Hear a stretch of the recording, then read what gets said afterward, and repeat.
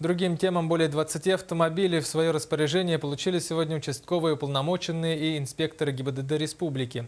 Служебные машины, поступившие по федеральной программе, сотрудникам вручал министр МВД по республике Владимир Прокопенко. Репортаж Виталия Абрамова. 27 новеньких автомобилей, среди которых ВАЗы, УАЗы и один КАМАЗ, поступили по федеральной программе гособоронзаказа. Большая часть поступившей техники отправится в улусы республики, в том числе и в Кобяйский район, где транспорт необходим. Сейчас у нас всегда трудность возникала из-за транспорта, нехватка.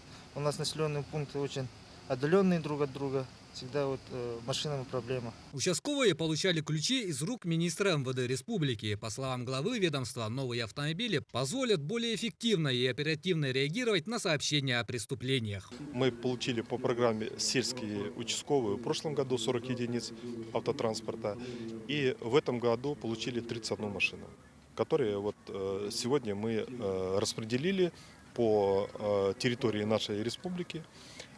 И КАМАЗ, который стоит, это непосредственно приобретен за республиканские деньги по программе борьбе с преступностью и профилактики правонарушений. Сотрудники госавтоинспекции как раз особо отмечают новый КАМАЗ, который выйдет на патрулирование федеральных дорог республики. КАМАЗ очень удобный.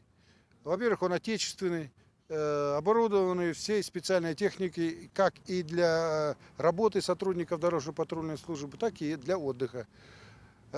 Считаем, что большой будет эффект от этого, да и в целом всегда приятно, когда новая техника приходит. Уже в эти дни автомобили пройдут спецподготовку и их отправят в районы республики. Виталий Абрамов, НВК Саха, Якутск.